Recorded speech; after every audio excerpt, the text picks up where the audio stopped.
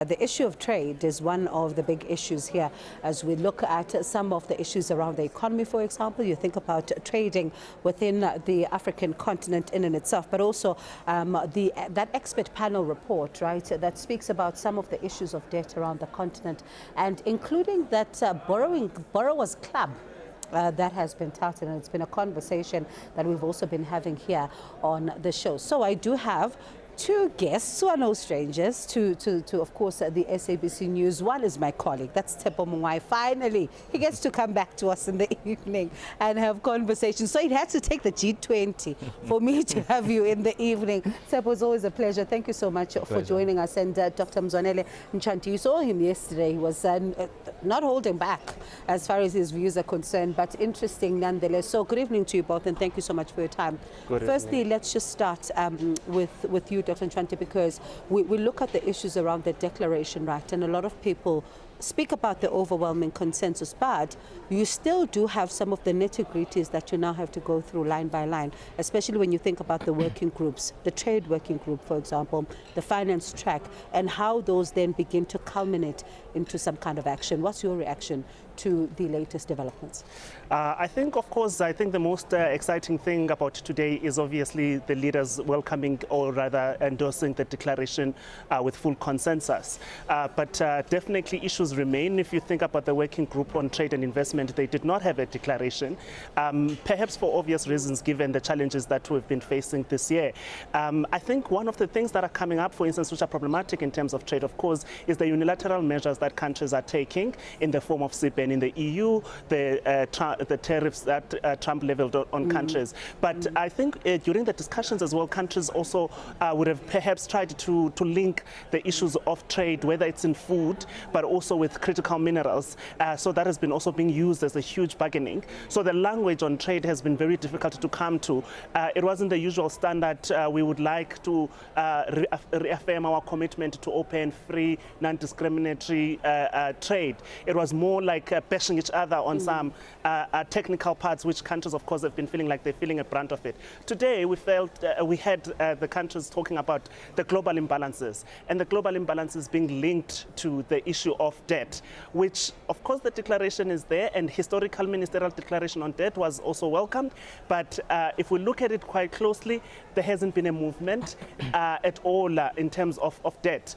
So that's quite worrying a lot, especially for low-income countries in Africa, because finance ministers have sort of like noted the developments ongoing coming out of FF54, for instance, this idea of the Borrowers Forum. That is probably one of the significant steps, but they still don't know what would inform the Borrowers Forum, but it's one of the good developments. So if you're hearing plates break, bear with us. It's dinner time, and the journalists here behind us, they're actually having dinner, so please bear with us. I do apologize for that. But suppose I bring you back into this conversation, what Doctor's saying here is quite important, because it speaks to the fact that, yes, you may be talking trade right now, but you can't divorce the politics from some of what's been happening. And how much of a spillover have the geopolitics also had on the issues of trade? Absolutely. I think you can't separate the two. Trade is affect politics. I mean, there is that understanding. Start with the WTO, for example. As an institution, there is some understanding among G20 members that it needs to be reaffirmed. It needs to play its role. There's a lot that has not been able to do. You look at the current poor, low-income countries. Where is the dispute resolution mechanisms that's available? It is not there. So that is why you can see the push in the US, where they can unilaterally increase and ramp up tariffs into the world, and it has a lot of ramifications for the cost of living and other things, access to food for low-income countries, but they can't do it because the WTO is not adequately affirmed in terms of dealing with such. There is an understanding, but politically, there's still some fragmentations in terms of getting that through. So it's going to take a long time for the WTO to develop the teeth, for as long as it's not. In fact, when I looked at the scenario today, it reminded me of, I think it was Mark Carney, the Canadian Prime Minister, just before the G7, and he said, if you don't have a seat at the chair, it's going to be very, very, difficult for you. If you don't have a table on the there and discussions with the rest of the people, it's going to be very difficult for you, to make any input. So you look at the US. The US certainly did not have a seat, and it was on the menu. As a result, if you don't have a seat on the table, you're on the menu. So we need to ensure that everyone buys into. US not being here, perhaps certain issues were able to get through, and they could actually get some traction on some of the issues. But there are issues where they will need the US. US is quite a significant player in the market. It's businesses who made up of the huge number of B20 participants. They were here, but you still need that political will to give it traction. And Doctor, when you speak about the US, right, because you do now have the business players who are here keen to work with South Africa, and the president saying that is indeed the case. But can you divorce, because at some point you have conversations where people are saying, do divorce the United States president, that's Donald Trump, from what some ordinary US people as well as the government and the officials are actually saying.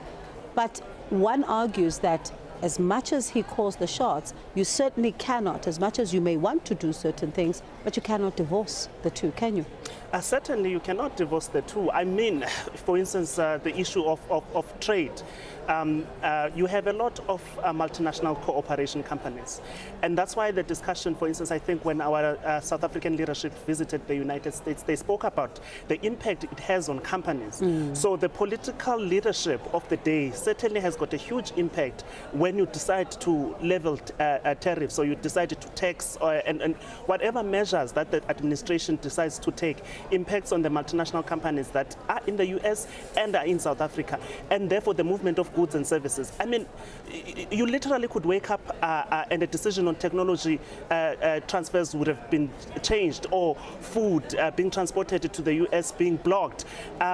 So certainly, this is why the G20 is important, because it's a economic forum, but it's meant to have a political consensus on how we govern issues, particularly of trade. So we cannot divorce the two, and the challenge really remains. And I think that's why Tshepo says that countries are affirming the role of the WTO, and of course the dispute mechanism being important, but also the respect of the rules.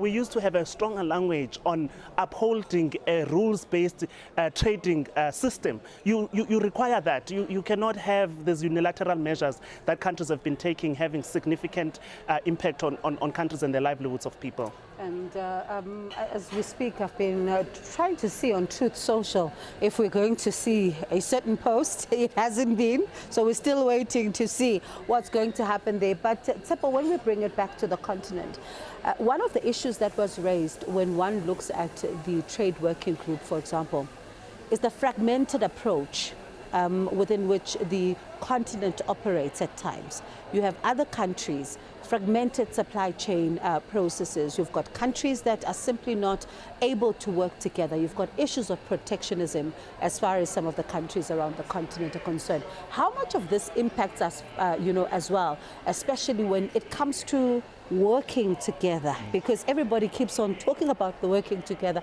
but is it as easy as it seems? Well, there are still some serious challenges. The finance minister and the deputy governors, as well as central bank under the G20 umbrellas, they met earlier. And one of the issues they've identified is cross-border payment. And the cost associated with, and one of the issue identified is that cross-border payment can actually take about 25% of the actual amount that you're trying to move across. It's very high, and that's within the continent.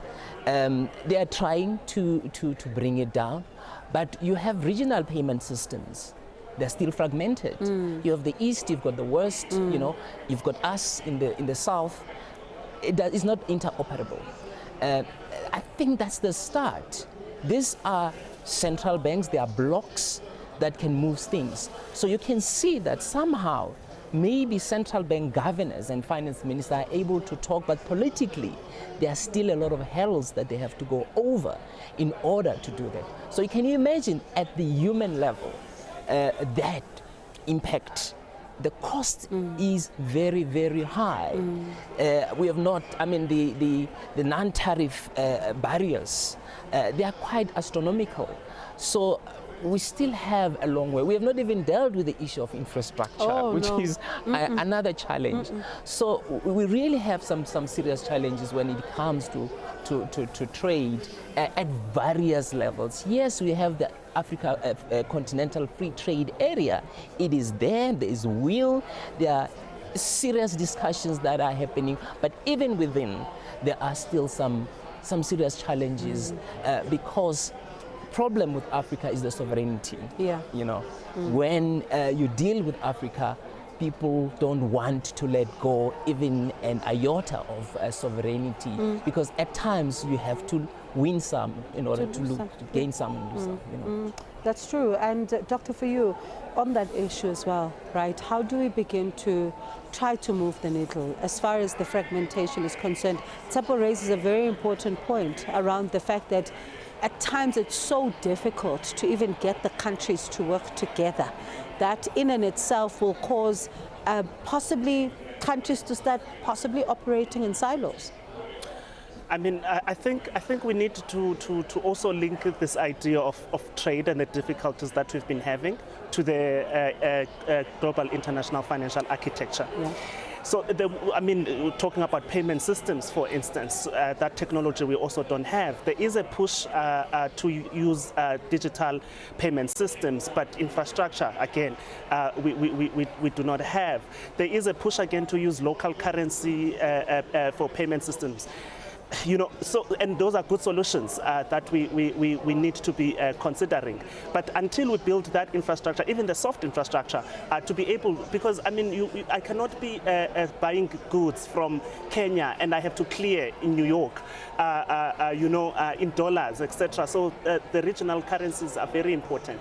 But maybe just on the issue of the global financial architecture having to change and having the sovereignty of our currencies so that we're able to trade with each other is important. But the last thing I perhaps would want to also just mention on this issue is how African countries are so indebted that they cannot even be able to move the idea of development for infrastructure to allow trade within the continent. So that's one of the things we have to solve and somewhat then be able to capacitate the continent to leverage, especially on this momentum.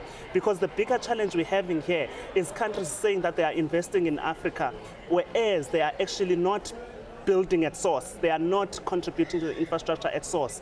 Our economies are so much from the mine to the ports, and there is no integration with the continent. We are more integrated with the world than we are in the continent, and that's the challenge.